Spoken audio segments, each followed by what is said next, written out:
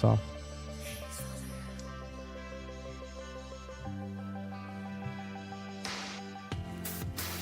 Well, looky here, Koontz. It's another BA chat. You believe that? I do believe it. And this is a podcast. You can't really looky, but it's a great statement. Welcome to BA Chats. We're so glad that you are listening to this fantastic podcast. We want you to know what BA Chats is here for and why we exist. Number one is because we know that the word testimony means do it again, God. And so lots of stories are going to happen. You're going to hear lots of great things, and it's an invitation for you to say, do it again, God, in me. However you want to do it, I'm ready, but I just know you're going to do it. That is one of the reasons why we're here. And then also Bethel Atlanta Chats exists because this is a great group of people. When Kevin and I, when we came here, it was on the wings of like risk and adventure. I mean, we had never stepped out as much. You know, when we came here, we were like, we've got the wildest story. We're like Jesus pioneers. And then we got here and started sharing our story. And I'm like, oh, it's every single person here like, from every corner of the country seriously. And beyond. What are you doing here? I don't know. God said to come. Anyway, so just beautiful stories, and we wanted to share them. Jesus is just doing beautiful things in folks, and so. Yeah. And you got to know the gold that's in our body, because boy, howdy, there's a lot of it, and we're so grateful. And tonight, yes, we have a gal. She's so easy to see the gold in, pull the gold out of. Sam Medlin, welcome. Hello. We love you. Oh, guys, I want to make a t-shirt that says the things you say.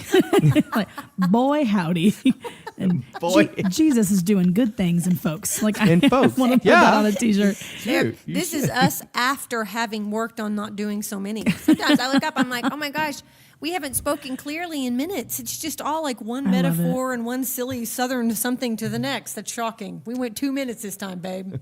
I love it so much. I love you guys. Well, how are you? I'm great. How are you? Oh, we're doing so well. Thank you Good. for coming. Yeah, of course. I love this. Well, this is not the first time Sam's been, so you guys remember she was such a blessing last time she was here. We asked her to come back because Sam is a rich, deep well. I like a lot about you, Sam Medlin, but one of the things that I like about you is there's just always something, there's a beautiful perspective forming and out of your mouth, just so all the time. I mean, you see so clearly, and so I appreciate your wisdom and I appreciate your experience, and we just want to hear about it tonight on BA Chats. Thanks, Rach. That's awesome. You say the greatest things to me. I really appreciate it. My number one love language is words of affirmation. And you and Jen Stockman just like every day, just like throwing gold in my bucket of love. Oh, that's just feeling so that. So I appreciate that so much. But yeah. Well, I'm excited. Tonight we're going to talk about worship. Yeah. And this is something, Sam is a worshiper, and I don't even think that it came up the last time that you came onto the chat. Is that Probably right? Not, no, yeah. Okay. We are excited because we've had the honor of being in worship while Sam was leading it. And Sam, you're just a powerful leader. Thanks. Yeah, you are. It's just, we love to experience it with you. So when did this happen? Like, when do you feel first called? When did that fire start burning where you're like, oh, I like this stuff they call worship? Well, I mean, not to sound like super cheesy or stereotypical, but I honestly can't remember the first time. I feel like it's been my whole life. Oh, that's beautiful. And I grew up going to church. My family, grew up going to a small Baptist church. Was dreaming of one day being in the choir, and we started going to North Point when I was 10 years old, I think, and I was a part of the Upstreet Kids, and there wasn't really worship in the Upstreet Kids. What are the Upstreet Kids? They're elementary school. They like name all their like ages of stuff. So elementary school is Upstreet, or it was. I don't know what it is anymore. But elementary school is Upstreet. Middle school was the Attic, I think. Oh, that's the best. High school was Inside Out. That's fun. It was great. It was the best. So yeah, Upstreet didn't have like it wasn't like a true like service that we're used to now with like worship and then a message, and it didn't get like that until like middle school and high school.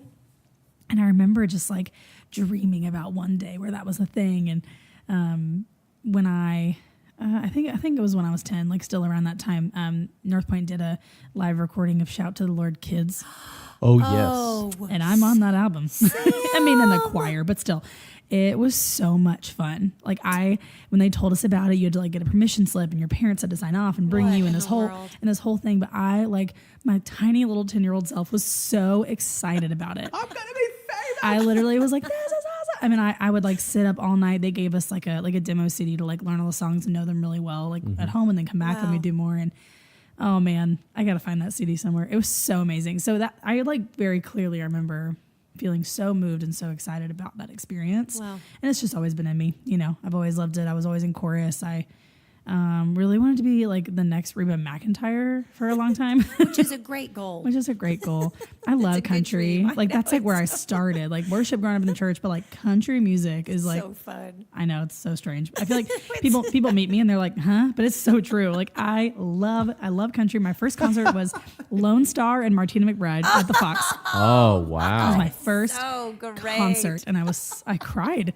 My dad was like, "Are you okay?" And I was like, You're overwhelmed. I loved it. So anyway, Wow. it's always been in So there. always. Yeah. Great. I love this. So I have to ask, and then we'll get on. What did you guys sing on Shout to the Lord, kids? I'm just Oh curious. man, we sang "Shout to the Lord." Oh, that Right, was, was the that was title. where Was I the was title going. song. Oh, best song ever. Oh man, this is digging deep in the archives to figure out Yes. what You song know it what? I was. heard that it's Shout to the Lord. I'm fine now. Shout to the That's Lord what I is was, I on was there. like, please, that Shout to the Lord. I'm like hearing another one in my head, and I can't. It makes me want They to look were it all up. I won't such look it up. That's but I another make Hill me want to song? look it up. songs. No, it was all North Point Okay, it's all North artists Point. for Okay, the most gotcha. part / like praise and worship and like Right. Michael W. Smith and like those kind of songs. Gotcha. It was phenomenal. Open the Eyes of My Heart, Lord. Oh, Was on it. Yeah, what a song. Oh, that man, the Lord's good in every generation. so good. He really is. So you just always loved it. When did you start thinking, I think I might want to do this? Like I want to lead. Like I might want to do this with my life. Yeah, I am a weird person. I like have this thing in me where like I almost can't not lead a situation. That's This like great. this like leadership thing in me. It's good sometimes it's not great, and I had to learn over my life like, hey, you don't always have to do that, so that was like a Okay. growth thing. But at the same time, I'm also like terrified of being noticed, even though I want it at this, you know what I'm saying? Like sure. that feels like this constant Tension. battle in me. Yeah. Sure. And so like middle school, high school, youth teams, North Point didn't really, it wasn't like a situation where like you audition and lead worship for your peers. We were led by like much older people in the church. And so that was never really a thing. So we had FCA at my high school. Oh, great. Oh, yeah. And so I led at FCA and had an experience where I started what I know now as experiencing what it's like to kind of worship in the prophetic and in spontaneous in a moment, like when you feel like you're At FCA. at FCA. Great. But it was not the vibe that people were going for, like the leadership that was, leading our FCA was going for. And I think people just get scared when they don't know Sure. what to do It's with different. stuff like that, Yeah. But I felt, my little 16-year-old self felt very sad, very shut down, and was just communicated to pretty strongly, like, hey, like, you don't have the right to speak for God. Like, you don't have the right to say what you think he's saying, which is like the opposite of everything we do here. And truth, like, oh, I can prophesy in part, and I can hear him, and so can you, and so can you. And Right. anyway, so awful. I felt very, it just Sure. kind of like shut me down. And when you're 16, 17 and processing emotions and who you are and identity and insecurities and whatever, and I already have that kind of tendency within myself in like fear to just kind of like shut down, Okay. I just like put it in a closet, locked the key, never went back to it. So Oh, wow. from when I was 16 until I was like 22, Okay. probably Wow. 21, 22, I like never sang again. Wow. No one in my life, like at that point in my life when I was like 21, 22, my like close friends didn't know that I could. Like nobody Wow. knew that I could even sing. Just kind of like shut it off, never went after it again. And it wasn't just that one moment. It was, of course, a process of insecurities, and Sure. the enemy just loves to build a case and Oh, make yeah. it look like, oh yeah, shut down, never sing again. That's a good idea, So I did. And then when I graduated college, I was working at a church in Snellville, and one of my friends was like one of the main leaders for their youth, and he was like, hey, do you want to come like BGV with me one morning and like maybe lead a song or lead like a chorus of a song or something? And I was like, you know what? Yeah. And he was like, okay. And I was like, let's do it. And I, to this day, don't know why I said yes, because literally everything in me was like, rah, rah, no, don't do it. And I was just like, you know what? Yeah. And I did it. And it woke something up in me again, and it was still scary. And I was beautiful. still so insecure and so afraid. And, but it felt like it was like this little like door opening of something that I had shut a long time ago that had Yeah. wanted to come out, That's beautiful. How did it go? It was good. It was fine. It wasn't bad by any means. I really honestly don't remember. I remember walking off stage and like wanting to throw up. And Really? be like, yeah, just because it felt like all this stuff just like came out in me that like had wanted to for so long. And so that was probably like fall-ish time. So then in January, so Grace does this thing every year called Watch Week, the first week of every year, where the church is open for like 24 hours, 7 days a week for prayer. And there's always like staff or like security on site, and you can go in and pray. And it was amazing. And I was living there at the time. So this is at Grace Midtown. Snellville. Oh, okay. Is Okay, the mother church of all that Gotcha. Grace's. Grace Yep. Snellville. Grace, Gotcha. so it's in Snellville, Georgia. Okay. So yeah, I was living with my aunt and uncle who lived there and go there, and interning for their college ministry. I went to go pray there one night, and there was this room where you are supposed to like pick up like one of these like little pieces of paper that like was like, hey, make eye contact with yourself in the mirror and ask yourself this question. And like, it didn't say this, but basically it was like, get uncomfortable for a second to like be very present in this moment and ask the Lord something. And it was very uncomfortable. So I did it, and I like sat there forever and felt like I heard nothing. And I got like really, I sat there for so long. Finally was like, okay, good try, God. I'm done. Let's go. And I like go to stand up, and I make eye contact with myself, and I heard like these few specific things so powerfully. And one of the things he said was that I was going to lead worship to nations. Wow. And at that time, as you know, I hadn't really sung out loud except for that one time months before, since I was 16 years old. Wow. And I was like, how? Okay, how? Like, how does that what work? do you mean? Yeah. And that was kind of like, in like looking back in my life, that was like Holy Spirit kicked the door open and was like, let's go. Or, let's do this. We're ready. So it just kind of has all unfolded ever since then. What happened after that? So nothing for a long time. Okay. And it just kind of felt like, okay, you gave me that seed. Now what? Like it's in there. I trust you. That didn't sound like me for sure. So what do you have to say about that? And, so nothing happened for a really long time. So that was like in January. So then in like April, at that point I had moved into Atlanta. Okay. And lived in my first house with roommates, a bunch of great girls, over on the west side of town. And a friend of mine was going to the School of Worship in Reading. It was like a 2-week summer thing that they do. It's called Worship U now. Right. Yeah. It was called Bethel School of Worship at the time, I think. And anyway, so we were, he was going to that, and he was like, you should come with me. And it was the guy that played drums the morning that my friend was like, hey, come be GV with me. So they had become two good like friends of mine. And they were like, yeah, we're both going to go. Like, we should do it. And I was like, okay, great. Yeah, you know what? Why not? And I was like, even if nothing comes of it, like I'm saying yes to this thing that I feel like was said to me. So yeah, let's go. And I love this. And honestly, I'm a very logical person. So sometimes I look back at that moment and I'm like, why did I do that? I don't know. It made good sense. It made good sense. I mean, when you hear the Lord, you hear the Lord. Yeah. Right. And so I go, and like a few like weeks before we leave, I'm at Grace Midtown at a service, and this guy who was actually a student at Bassam at the time, and I didn't know Beth Atlanta existed. Oh. Was sitting next to me, and they had like encouraged us to like talk to each other during like some ministry time in worship, and he was like, hey, I saw a picture of you. And at the time I was not familiar with this culture. So I was like, where'd you see it? I'm like thinking he's like, I saw a printed photo of you, or I saw like, a photo of you online. And I was like, okay, what, where? And I'm like getting kind of nervous. Like, where'd you see a picture of me? And he's like, I saw this picture of you. And he looks at me and he goes, you're an artist. And I went, no, cause I'm creative, but I don't paint. I don't draw, like not even kind of. And I was like, no, I just said no to him. And he was like, okay, well, let me just tell you what I see. And I was like, okay, like really confused. And he, which like, I'm gonna do a little asterisk here, ministry school students or anybody working I was about to do the working same in prophetic thing. ministry. It's always good to give context of like, hey, I see this picture in my mind of what I feel like God is telling me about you. Can I tell you about it? Yeah. I was about to do the same thing. Like, huh? The teachers that has come out. So what forward. we do. Anyway, so anyways, he was like, let me just tell you what I see. And I was like, okay, sir, what's your name? And he was like, I see you standing on stage leading worship to thousands of people, like a huge arena. And as you're singing, like people, like written words are coming out of your mouth, and you're grabbing them and you're painting a picture with them. That's why I thought I was an artist.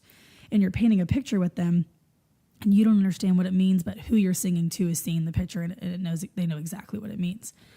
And I was like, okay.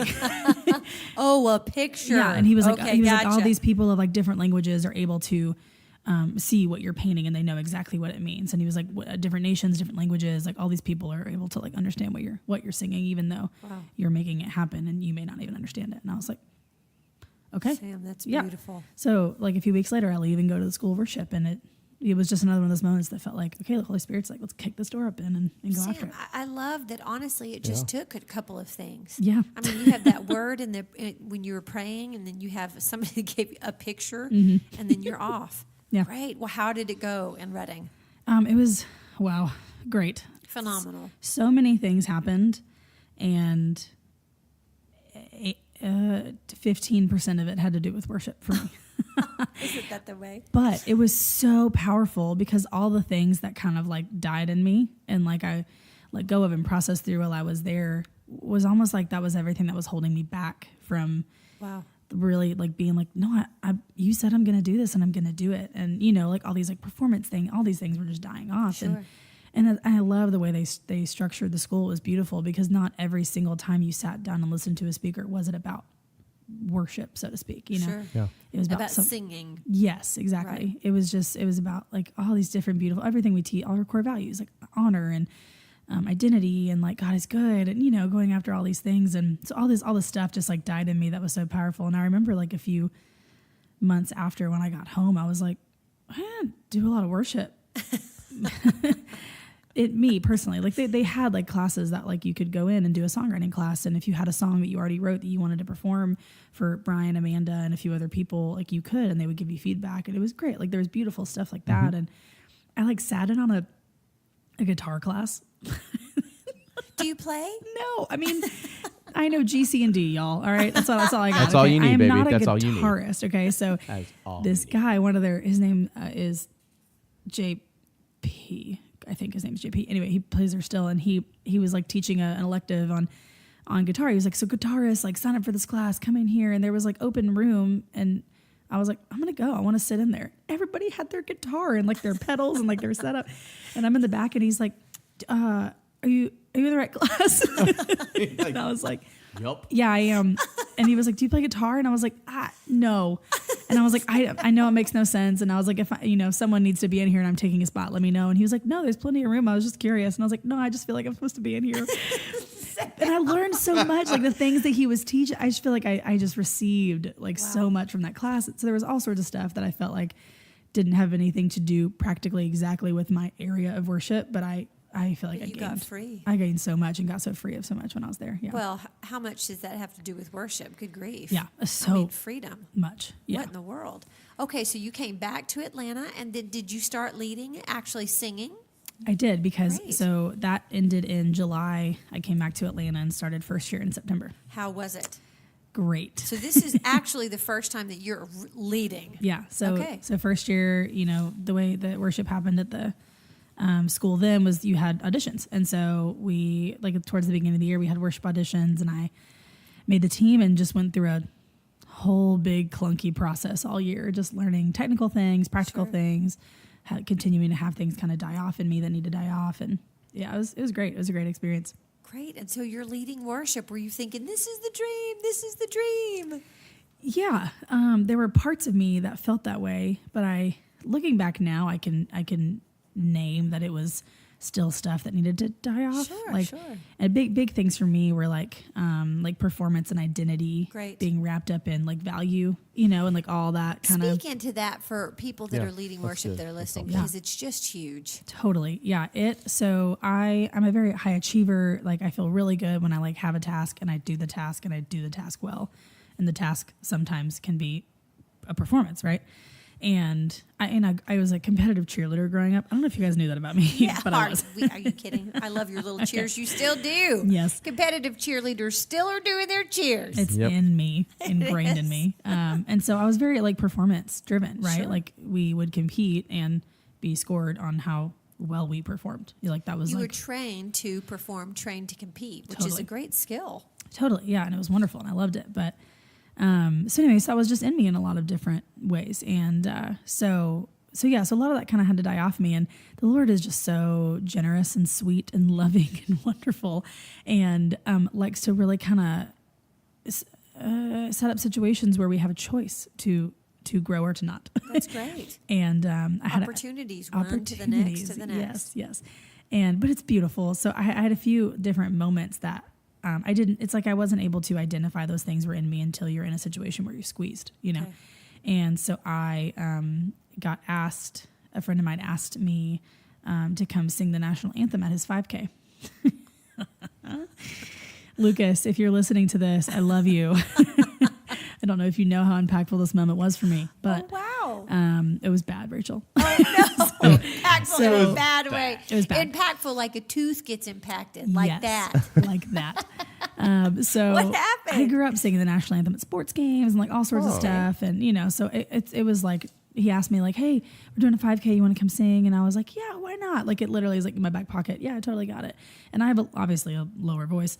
So I never, I would always do it a cappella and then pick whatever key I wanted to start in and go from there. Right. That's not an easy piece. It's not. But I'd done it so much. I was like, oh, I'm fine. Sure. So I go to the 5K and I'm like wearing all black like I do every day of my life.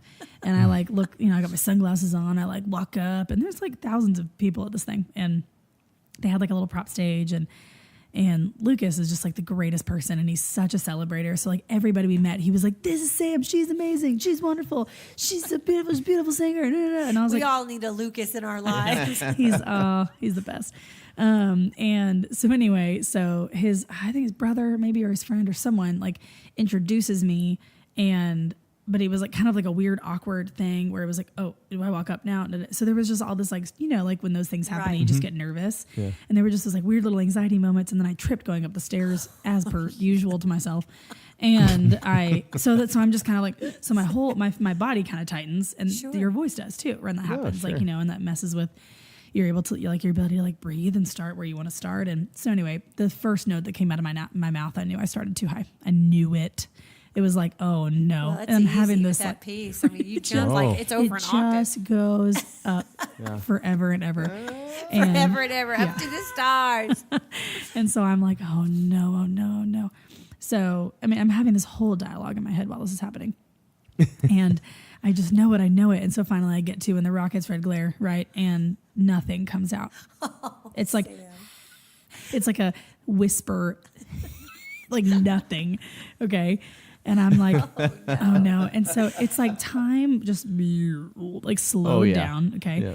And I was able to have this like somehow like kind of long discussion in my brain of like, okay, I have two choices. I can keep going and just run away from here when this is done. Or I could start over, or I could go back to that part. And I don't know why I chose to mid-nations anthem, like middle of the anthem of our nation, stop and on the microphone look out and go, oh, let's try that again, and just go back to "And the Rocket's Red Glare." Like I literally just said, oh, let's try that again, and like try to be funny. But it was one of those moments where everybody already felt so uncomfortable that like nobody could laugh. So I'm trying to diffuse the situation with humor. And like this guy in front of me had taken his hat off and it just was kind of like hiding his head in his hat. And these reverent patriotic Americans like, what? I was like, what am I doing? And so I do it, and it's not this like powerful, like, fireworks. I like falsetto all the way through it. And it's like, no. But I do it, and I get to the end, and literally the guy in the front that had his hat kind of hiding his head just kind of starts slow clapping, and people kind of like, yeah, okay, right, woo, okay, great, let's run the race. And Lucas comes up and he's like, all right, and he's so good at like rallying. And anyway, I literally was like, oh my, what just happened? And so he is like the greatest human ever. So he's like, oh, great job. And I'm like, were you here?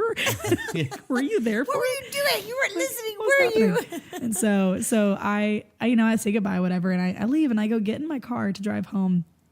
And what would normally have been like a moment of terror where like everything was closing in and I'm like losing my vision and like freaking out and having a panic attack.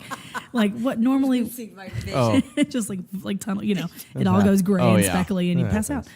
Instead of that, which is what like a norm would have been for like 16-year-old Samantha, you know what I mean? Like even like 18-year-old Samantha, 21-year-old Samantha. I was 3 at this point. And it was so funny. I just start laughing and I just felt so free. I just felt this like thing break off of me where I was like, oh man, I'm free of performance. Like it was so amazing. So I'm like crying, but because I'm laughing so hard, like I felt so much joy. I could not get over how funny I thought it was and how just like joyful I was in that moment. Even when like, normally this would make me say, okay, yeah, cool, I'm done. Never going to sing again. Throw it back in that closet, lock the door. Performance would have told you to do that. Oh, definitely. That is helpful to understand. Is quitting like that often attached to performance, do you think? I think so. Because I don't know anybody who's done anything that at some point you weren't like, I will never do that again. Yeah. Like, Father, I just embarrassed you and me, and we're done here. I'm so sorry. Yeah. You know, yeah. Is that performance that's ministering that to us? I think so. Wow. Yeah, I think helpful. I totally think it's a lot. It's like an expectation lie that like how, homeboy in the front with his hat hiding his face feels about me is how I should feel about myself, And that he would be feels awkward and embarrassed. You're defining performance. Yeah. Oh, this is a great look at performance. Okay, so what were the thoughts you were thinking that were so healthy that like manifested joy, like you released joy instead? Totally. I think it's almost like I expected the like, the monster, the lie of like, this adds to your rap sheet of who you are. Do you know what I mean? To come up and tell me that. Mm-hmm. And it didn't. And so I, with that space to breathe, was able to declare the truth when I knew, that lie's coming. So before it even gets here, I'm going to call it away. Wow. Before it even gets here, I'm going to say that has nothing to do with who I am. Yeah. That has nothing to do with who I am. And Yeah. then in that reality, that made space for you to be happy and just see it for what it was as, oh, wow, that was a fluke. I've done this 100 times. Totally. That's not me. Yeah. Whoa. So freedom. Yeah. Granted, I have not, and not because I have run from it, but I've not given the opportunity to sing the national anthem since then. I'm going to find some reason to ask you to do it. Sam, Honestly, Sam Children's Church, will you please come open Kingdom Kids with the anthem, Sam? 2 years ago, Kids Olympics. We themed the end of the year party for Bassam every year, and one year it was homecoming themed, and we had a powder puff football game. Oh, and yes. we were like, we need someone to sing the national anthem, and I felt it. I was like, no. I was like, I'm over it. Performance is dead, but I'm not doing that again. I do not volunteer. I ain't doing it. It was great. Okay, so free from performance. That was definitely part of your journey and your Yes. process being a worship leader. Mm-hmm. And has it maintained? How have you maintained it? That's a good question. Yeah, it's I think self-awareness is when we deal with like lies and things like that feel like they just like steal our voice and steal like who we are. I think so often we don't realize that we a little bit do it to ourselves for whatever reason, like human condition, with the enemy, whatever. Like we a little bit do it to ourselves, and so that self-awareness and keeping people in your life that can be like healthy mirrors to you It's helpful. in a thing that you're doing that scares you is so helpful because like I was leading in second year one year, and maybe it was third, I can't remember, and I asked Blake who sees in the spirit to watch me in worship and tell me what he saw, because I just felt like that thing was trying to grip my voice. Like it had been a few months of like, why do I feel like I'm having to try like push really, really, really hard through something I'm feeling to the point where like it's making me want to say to myself, oh man, I can't get past this thing in me, so I probably shouldn't lead worship for a while. Like it felt like a lie trying to get me to stop. And so I was like, I want him to look at me and like tell me what he sees in the spirit. And he saw me in these like wooden gallows, like where your head, the park where you like put your picture. Yeah. Where like my head and my hands were in this thing, and there was this thing around my neck, and Gallows of shame. it was, and it had chains on it or whatever. And he goes, and so I saw that, and he's like, but I looked at the stage, and it wasn't actually like being held down or chained down. Excuse me. And and he was like, yeah, there was like nothing holding it down, like no like demons, like no nothing, like it was just there. Like you could have walked up with it and walked away, but it was attached to you. And I was like, well, what do you think like that means? Like, and he was like, well, I asked Holy Spirit, like, oh, well, what's going on? Like, how'd that get there? And he just very like a father, very lovingly just said, oh, I think she put it there. Like I think she's actually in that thing. I think she put herself in there because there's no like outside force, lie, whatever, that's like holding it down, saying like, you're stuck here, I'm not being tormented. Like he was like, I think like talk to Holy Spirit, like you maybe put yourself there.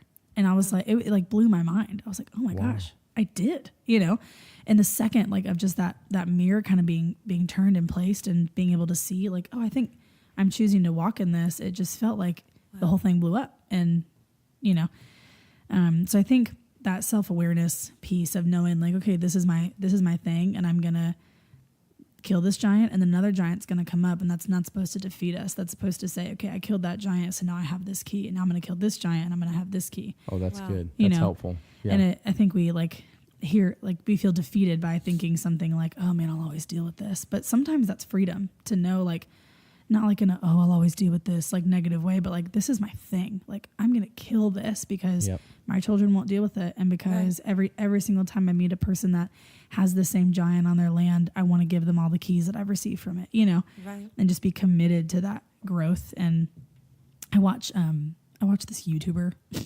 named Tati Westbrook, and she's a makeup artist, and she's just really inspirational and really wonderful. Anyway, I was watching her the other day, and she said this thing where she was like, every time, like this dream that I've had to like be a makeup artist and make these products that are, all natural, and like she like works out with probiotics, and she has like a supplement business and all this stuff, and really cares about wellness and health. And she was like, I'd pick up the bat and I'd swing 1,000,000 times before I made one hit. And she was like, and I think the thing that people do with a dream is they just give up and put the bat down, but you're never supposed to put the bat down, Whoa. And it like felt like I was like, ooh, like it just like hit me of like, yeah, like you never put the bat down, Wow. Because you're gonna, if it's a dream, Chris Valentin says the dogs of doom bark at the door of destiny, if it's that dream, it's that destiny, it's that thing that you're going after. It's gonna sound scary on the other side all the time because you have to go after it, and you're never supposed to put the bat down. Recently I was meditating on and studying David because he's just my super favorite. So King David. I thought I was your super favorite. You're my super favorite. Sweetie. Oh, Bible character. Okay. A person.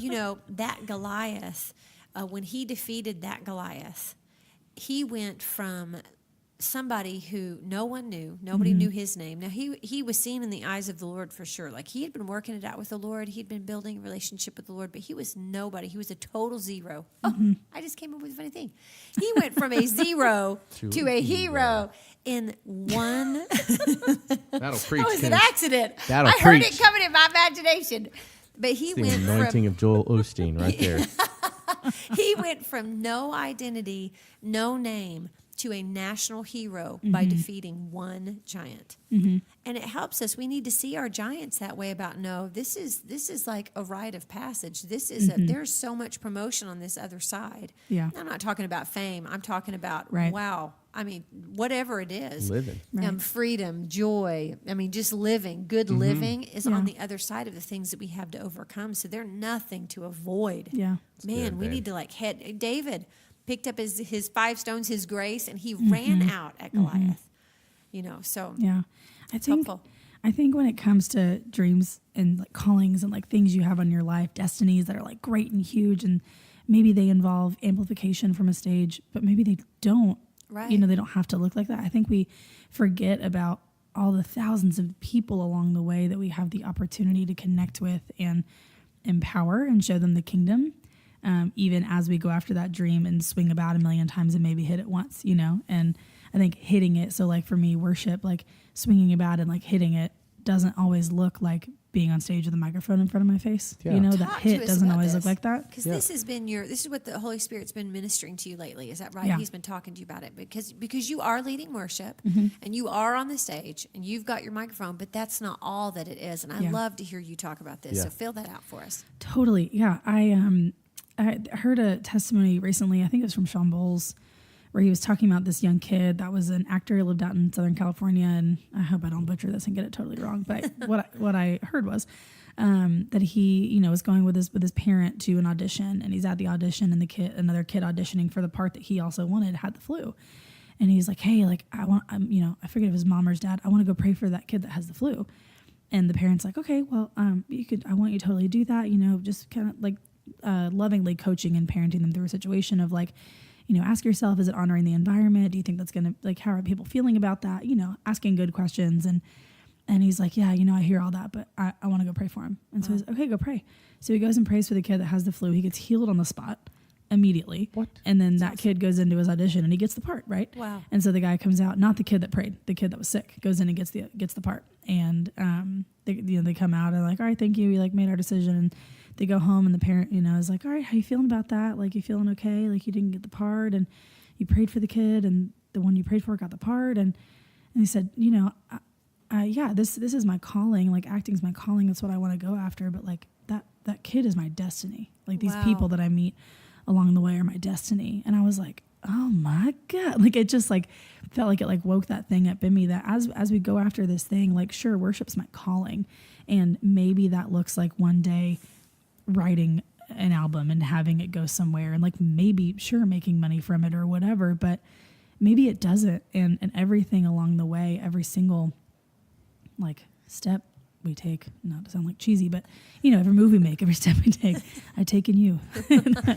But but that was on the album. I was just about to start singing. It should be on every album. It should be on every album. That was a good one. That was on Shout to the Lord, kids. It was. We did that one forever. That's awesome. Yeah. But anyway, like as we step along in this process, like that, like he prayed for that kid who had the flu and he got healed on the spot, and then that kid got favor and promotion, and that is swinging the baseball bat and hitting something in a moment when you're going after your calling. That's like pretty helpful. That's so powerful. And we, I think we are so much of like a rewards, being seen, affirmation kind of culture that like it only feels valuable if my voice is heard to 1,000 people at once by being amplified on a microphone or by being seen and known, or you know what I mean? Good. Yeah.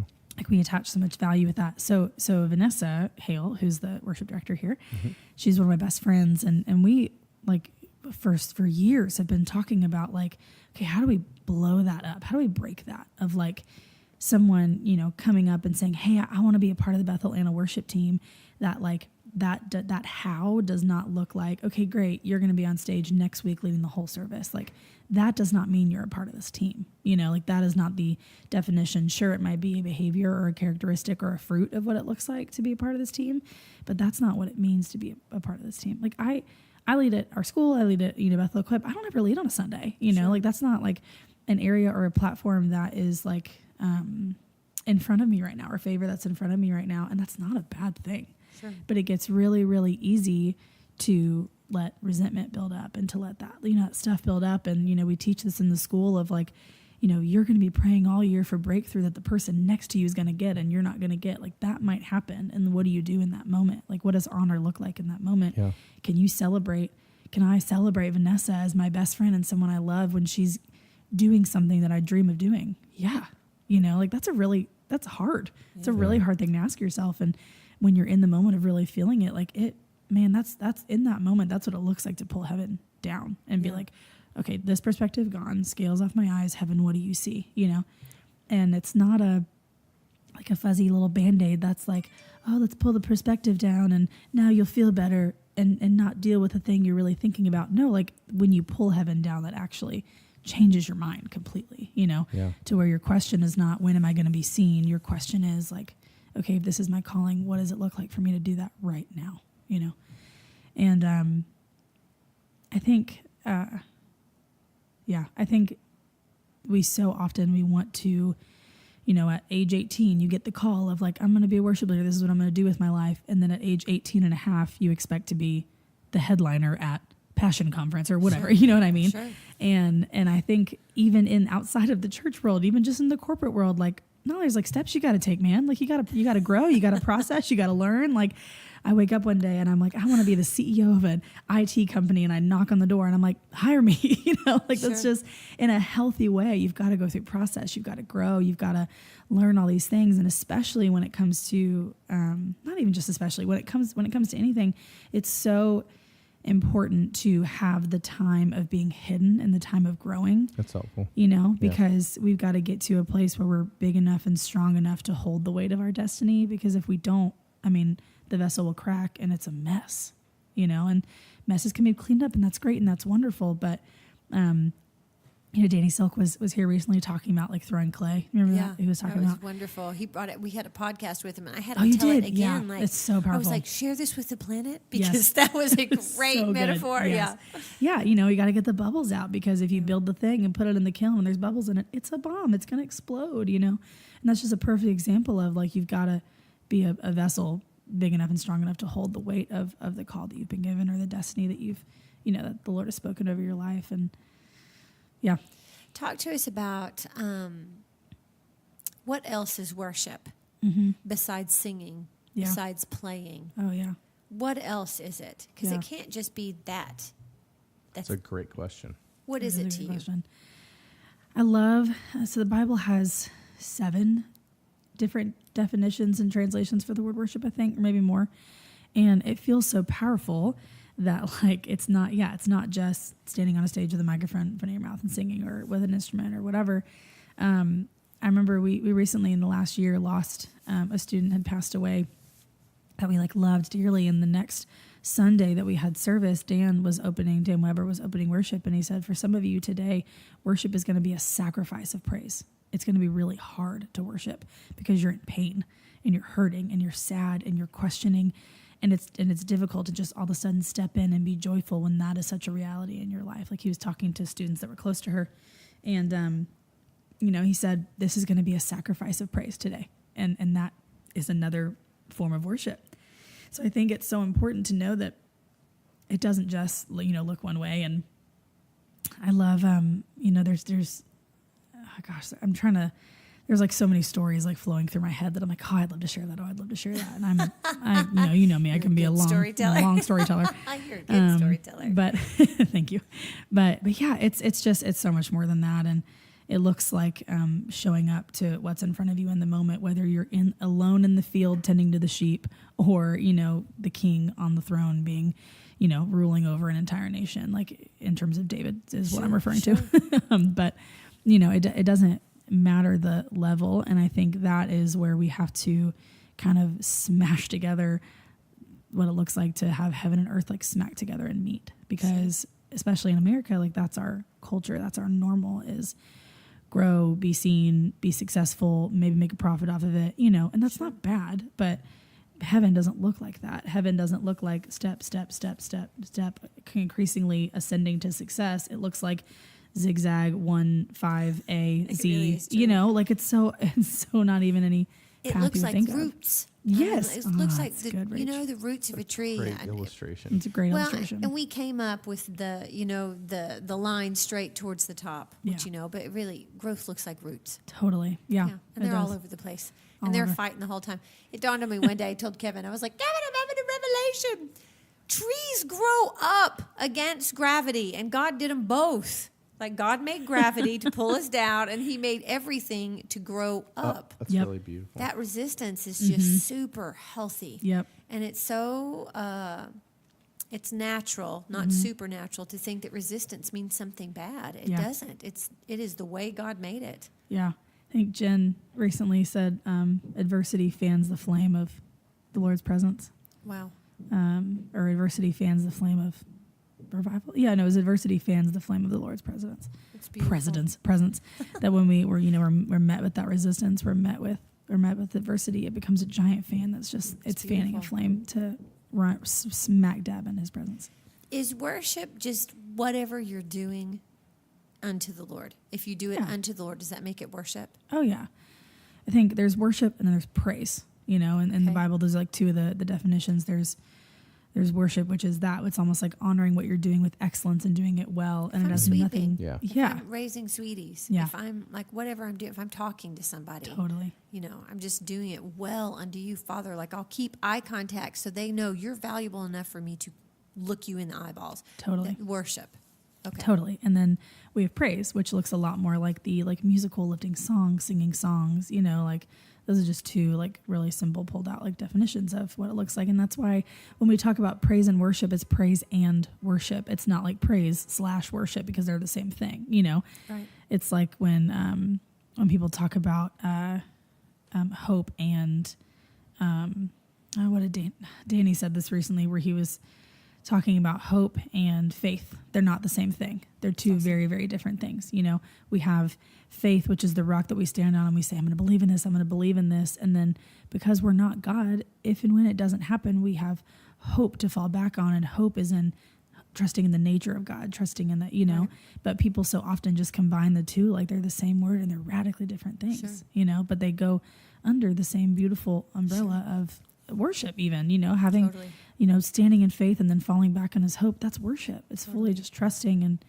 leaning into him and who he is. Well, what are you dreaming into now with worship? Where do you see what's happening in the future for Sam? Where's your heart going? Where's it taking you? Yeah, I'm having a lot of transition in my life right now, which is great. It's beautiful. I love it. I feel like the amount of times I've said that in my life is like astronomical. So I should just like, okay, that's the norm. Transition. It's growth. Okay. You're just growing. You're a grower, Sam. So it's not, you know, if it doesn't stay the same, you're growing. Great. That's true. Yeah, I'm very committed to growth. I've got a lot of transition going on in my life right now. And a huge thing that I feel like I'm noticing a big shift in is my worship. Like it feels like my heart is just, you know, just kind of clicking in, like, you know, like getting aligned with the chiropractor. Like I've just got this like alignment thing happening in me. And I'm noticing like a radical change in my worship. This past year, I had a night leading at school where like I didn't move around a bunch. It wasn't like it was like a really crazy physically active like set. And I walked off stage and I felt exhausted. Like my muscles felt like jelly, you know, like that, like you, like after you run a bunch or work out a bunch and you just kind of like feel like jello. I felt like that. And I think it was Dan Weber that came up to me and he was like, you knocked something down tonight in the spirit. And I was like, I feel like I did. Like I physically feel like I just did a lot of physical energy, you know? And it was good. Yeah. You have a witness. Kevin, I love you. And and so I just feel like I've been noticing just like a huge shift. And it's been really cool and really fun to kind of daydream with Vanessa about like, hey, like, where do you see me in this? You know, like I want to come under you and support you. And she's had this like, you know, beautiful structure where she has this like core team, you know, of leaders. And but that like a heart that her and I both talk about all the time is like, okay, but that's not where like a line is drawn. It's just like you have to have structure. Like the Holy Spirit is structure in the church, you know. It's like structure is beautiful. It gives purpose. It gives vision, you know. And it feels like she's like built this like beautiful like core thing where they have structure and purpose and vision. And then it's like now like a fun time to start dreaming about what else the rest of that looks like. And so I was like, you know, where do you what's your heart like? Where do you see me doing things in this? And then where do you like see me kind of fitting in and filling in? And I feel, and we both just feel like I just have this desire for like connection and like networking on a, you know, on a very simple like characteristic level, and connection and just finding like ways to make those roots overlap, you know, finding ways to make those roots that you're talking about, like connecting among people within a thing. And Sam, you are gifted in that area. You really are. Thanks. Thanks. So I just feel like that's been a fun thing that's been shifting in me, and it's kind of hard to explain. But I just feel like an authority, like a authority coming over me that maybe hasn't been there before when it comes to worship and my worship when I'm leading a specific set. Like I felt like an authority coming out of my voice in the last just like 2 weeks, more so than I ever had before. Wow. Which just felt really cool. And I saw like I've just been writing a lot. Like songwriting's just kind of been like exploding in my heart, which has been fun. That's awesome. Yeah, it's been really fun. Wow. I like it. I like writing songs. And there's this one that I feel like I've been writing for like a year and a half. And what's crazy is every time Jen teaches, she'll say almost word for word things that I've like feel like I've written in that song. So after like the third time it happened was before her book came out. I was like, I gotta talk to you. I was like, why are you like prophesying my life? I was like, cut it out. And it's just cool. So it just feels like that feels like even a neat a way that the Lord works when it comes to worship and songwriting is it's not just about making like a melody or choosing a string of words that's going to like grip someone's heart so that it's a popular song. You know, It's not about that. So what is it about then? I'm sorry, baby. What is it about? Because I know that's part of it. I mean, that would be great. Totally. But when you write, what are you writing towards? What are you writing from? Why do you write? Totally. There's 1,000 reasons. There's nothing wrong with like, okay, I want to write a song that can be sung. I want to write a song that can like sweep up people. Yeah. That can like, everyone can get in together and like be like a big, corporate like song that we can all sing together. And then sometimes I'll find myself like writing something that feels like, oh, this feels too swirly, this feels too like out there, and like, this isn't like and I have to challenge myself to be like, okay, well, maybe it's not supposed to be a corporate song then, like maybe this is supposed to be something different, and just learning to lean into the Holy Spirit in those moments. And maybe it's it's not I'll listen to an album and be like, and you can easily hear like, oh, that's a song that'll easily be sung at a service. That's one that'll be sung at a service. And then you'll hear one where you're like, oh, that's probably not a service song. And in those moments when I find that song, I'm like, I'm going to sit in this one then for a while. Because it feels like because of that, the intentions were different in this song. Where, okay, maybe this won't be sung corporately easily at a church, but that means there's something in here that's really powerful that felt like it could not be taken down or could not be shifted to match that. Is there a place for all songs then? Yeah, I think so. I absolutely think so. And I love when I go to church at Nowhere, like when we do songs here that break that pattern. It gets really easy to get into like a script, Sure. Like back in the day, the way songs were written, it was, verse, chorus, verse, key change. And that was the like big like crescendo of the whole song. And now it's verse, chorus, verse, bridge for 20 minutes. Now that's what we do, which isn't bad. Start with bridge. Yeah. Bridge shows up in the next 3 songs. Yeah. Or just like, you guys ever see John Chris made that Coachella, like Christchella thing? Yes, it was and one of the things on the bottom was Bethel Music with a 30-minute set playing one song. Like, yeah, it sounds about right. We do that, That's awesome. But it's true, like it, that feels like the way it is now, which isn't bad. Like it's just, as culture grows and changes, so does the music industry, and the Christian music industry is not any different, But it's good, and it's okay to challenge ourselves to be like, okay, do I feel the need to follow that mold that's not bad right now, or do I feel like this is supposed to say the way that it is, and there's room for that, Sure. Awesome. So I was thinking about this because I think songs that are in a body's, like a church body's heart. I think about the scripture that says that they sung to one another in songs and spiritual songs, and spoke to one another and sang to one another, and I think it's really important that the songs that are in a body's heart, not just from like one person, but people that are writing, is actually for the edification of the body, and that we're actually supposed to be singing that back and forth to one another to encourage our destiny, and where we're headed as a body of believers. And as a church unit, so and the church as a whole. As Bethel, of course, but for the church as a whole, like it's really powerful when people release their songs. Yeah. Oh yeah. So I'm glad to know that you're writing. That's so cool. It is cool. Yeah, I had the opportunity once at Living Proof to lead a song that I wrote. I don't know if you guys were there that night. I don't know. What was the song? I would remember if we were there. It's called Only Love. Is that the bridge, of course. Fear you have to leave, you have no place. I don't know if you remember it. It was a crazy moment for me. Like literally, it was one of those things where I was like, I could never do this again, and that would be okay because that felt so powerful to me. How was that satisfying? Yeah, because 16-year-old me would have never thought that I would have been trusted and empowered to write a song and lead it in a worship service. Wow. Because 16-year-old me was told, you don't have the power to speak for God. Stop it.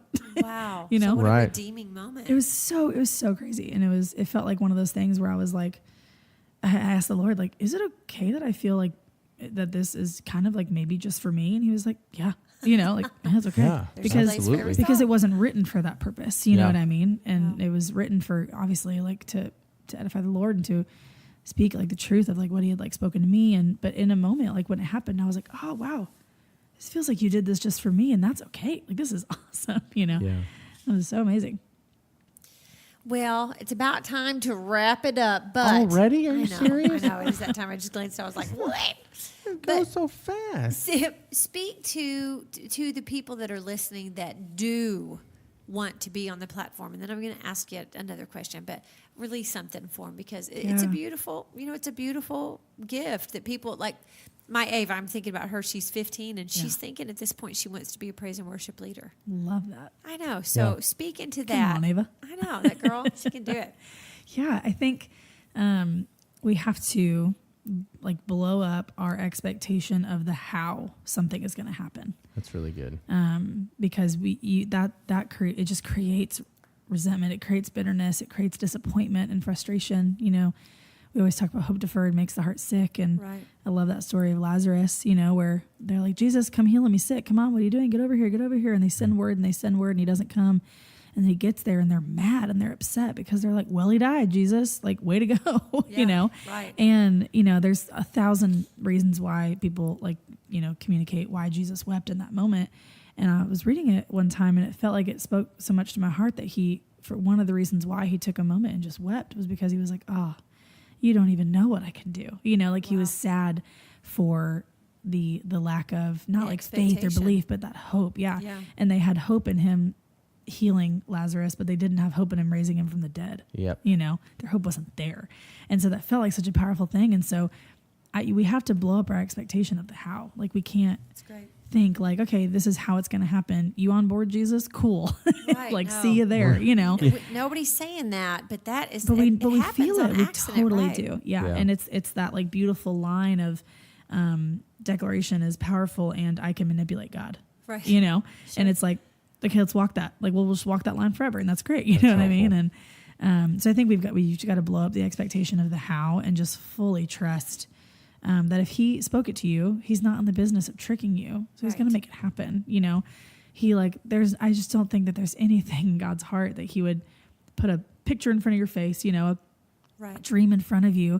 And then you get to the end of your life and he's like, psych, gotcha. Right. Like, I just don't, you know, so we just got to trust in that. Like, if you spoke it, you're going to make it happen. And I just trust you. Like I do. And I just blow up my expectation of the how. Because when he spoke that word and a few others to me, you know, at that prayer week, everything he said was like so far from any reality of my life at that moment, you know? And I remember I got to a point in first year where I was on stage leading worship and I just like felt like he opened my eyes and I was like, you did it. You literally did it. Like, I'm doing it. I'm doing exactly like in the other like few words that he spoke. Like I was leading worship. No, it wasn't first year. It was third year. I was leading worship. I was married. And I was like, you did it. You literally made it happen. And everything that I, you know, had so much fear that would never come true, but cared so much about and never wanted myself to believe that it could. You literally did it. You know? Like, oh my goodness. I didn't even try. I didn't like make a plan and say, okay, so here's what we're going to do to develop this. We're going to go here and go here and go. Like, I was like, you're just going to have to make it happen. And he literally did. Like, he's that good, you know? It's so beautiful, helpful. Okay, speak to people that just love to worship them. They have they're not even thinking. Don't even put a mic in front of my face. But I love to worship the Lord. Like speaking of that, release something beautiful, whatever's in your heart to just like to the worshipers. Totally. Yeah, that's good. Babe. Do not stop. That's awesome. It's not just like a cute phrase to say like everybody's a worship leader. You know, like it's not some like passive aggressive, like, oh, you're a worship leader thing that people say when they like don't know what to tell you and they're afraid to tell you the truth. Like it's not patronizing. That's the lie that comes up is like, oh, you're just saying that because like you're afraid to tell me the truth. No, like literally everybody is a worship leader. There have been so many moments where I've been on stage leading and I've like, because of like it being a similar melody or whatever, I'll like hear like a song of like, oh, okay, God, is that a chorus that like you want me to sing right now? And I'll take an in-ear out for a second, which I am so with you. We were talking about in-ears earlier. Like it's so, you got to go with the crowd and it's hard to hear them. When you're a people person. Yeah. It's a whole other conversation. My people. But I'll pull an in-ear out to just like hear what the room is doing. And like, I'm trying, like Herbie Roundtree will be singing something and I'll be like, and I'll feel it like more powerful than I was just even feeling the song I was just singing. And I'm like, ooh, let's go there. And in that moment, he led me, you know? Yep. Sure. And I'm like, yes, let's go, Father. And I am taking the tool that was put in front of me, which is a microphone, to sing what the body is singing and to sing what like the heart of God is singing in that moment. So and that great. doesn't mean that like I had to come up with it for that to be so, you know? I love it. So just keep doing it, you know? And we all have a part to play in that. And we all have something to bring to the table. I mean, flagging, dancing, like there are moments where I feel so moved in worship just by watching someone just like dance, truly, you know? And so just don't stop. If there's anything in you that like just wants to be like, I don't normally dance, but I really feel like I'm supposed to twirl around right now, do it. That's worship. Like, do That's not stop. great. Yeah. Like just hear his call and run to obey, whatever it is. Oh, Sam, that's beautiful. That's so Just good. beautiful. Okay, well, we at the end of BA Chats, we always open it up to our guests if they're hearing anything or they have a word of knowledge. We've seen some beautiful things. Yeah, we really have. But we open it up. You're more than welcome to share. Are you hearing anything, sweetie? No, not this very moment, but how things change. I have been hearing something this whole time. I've been Love waiting it. to see if it came up in conversation. It didn't, so I'm gonna Just say do that it. it's a word. Do it. I feel like there are people that are hearing that are definitely at worship leaders, actual worship leaders, physical worship leaders, so people that would have microphones and things like that. And the Lord is opening up apostolic doors. So there are doors that were set aside for such a time as this, and it's time for another beautiful shift, like another big, huge jump, like the way that we jumped from hymns to Open the Eyes of My Heart. The first time we heard Daryl Evans, we were like, what in the world? Let the river what? Ha! And I mean, we just couldn't get up off the floor because we had never, heard it. Didn't know it was possible. And I'm just feeling that again, like it's time for apostles to rise up in music. Oh, that's that beautiful. just are man. seeing Yeah. further, and that can, apostles just see for so far. They see so far ahead, it makes them look funny in the present. That's people's problem. Our problem with apostles, we're like, what? Yep. And you're thinking it doesn't fit. It's just that far ahead. But I feel like it's time for that gifting to rise up. And so don't be afraid to start hearing new things and building new things, at least in your heart and your imagination, and start to step out, because it just feels like it's time for another transition, like another new, beautiful, to get to know Jesus in another way through worship and praise. That's beautiful. Yeah. That felt huge. Again, It's I a big kept one. waiting That's for good. it to ping, and so anyway, it didn't. So No. I'm thinking it was just a word. Just a There word. is a word. Yeah. Yeah. Just a word. Yeah. So, you got anything? Yeah, I feel like there's a giant in the world of worship, of like bitterness and resentment, disappointment, like that kind of thing that we were talking on. And I felt like when Rachel, when you were just talking, like that there's someone listening that needs to have a conversation that they've been terrified to have. That's helpful. That Sam. needs That's to either apologize or ask questions to a leader that they've been really terrified to have. And I think the reason for being terrified comes from a lack of belief in your value or belief in your worth. That's helpful. Like that leader noticing you and recognizing you and agreeing with your destiny does not create your value. You walk into the conversation already having value, So if you walk into the conversation and the conversation ends with them saying, I love you and you're great, but I just don't agree that that's what you're supposed to do right now. That doesn't mean that your value changes because of that. Yeah, that's leader's good. affirmation. Our core value, honor affirms value. Honor does not create value; it affirms the value that you already have. That's awesome. Anyway, so I feel like there's someone, maybe multiple people, that need to have a conversation with a leader. Need to have some brave communication with a leader. If you've never heard of brave communication, hear this word. Go look it up before you have that conversation. Super helpful. But I feel like there's a lot that's going to be like stirred up. There may be someone that's like stirring up in them, and That's good. they're even like feeling the physiological reaction of like, oh no, my heart's racing. I don't want to do that. I don't want to do that. Do it. That's good. Sam, that's have a the good conversation. That's Yeah. worship too, right? Word. Yep. Bless. Grace doing it. to Run to you. obey. That's good. That's good. So I just heard Yes. I heard a couple things.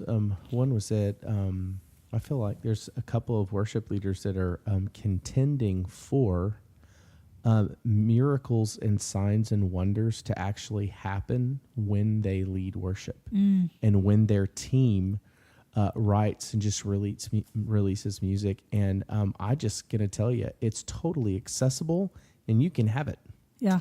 That's And good. he's going to release it. And so begin to declare that over your team, over your atmosphere. Release the songs that are inside of you, because they are for healing. They're for the healing of nations. So, That's good, Kevin. I believe miracles of healing and actually miracles of finance are going to start to happen when you worship. So release those songs. Yeah. Yeah, release them. Okay. That's what I'm hearing. Beautiful. Okay, people, we love you. We bless you. Sam Medlin, thank you for coming. You're welcome. Love Oh you my- guys so much. Oh, we love You're you wonderful. so much, so much. You And are. we just encourage all of us to just, we don't have to leave worship. That's my favorite perspective on worship. That's you just don't beautiful, leave. babe. You just set up this open-hearted position with the Lord where you just worship Him constantly. And so we just bless you in your worship, bless you in your praise. Yep. And your destiny. In your destiny. That's awesome. We love you, girl. You're our favorite. I love y'all. Thanks for coming. Hey, you guys remember always and every day that we love you. And Jesus loves you too.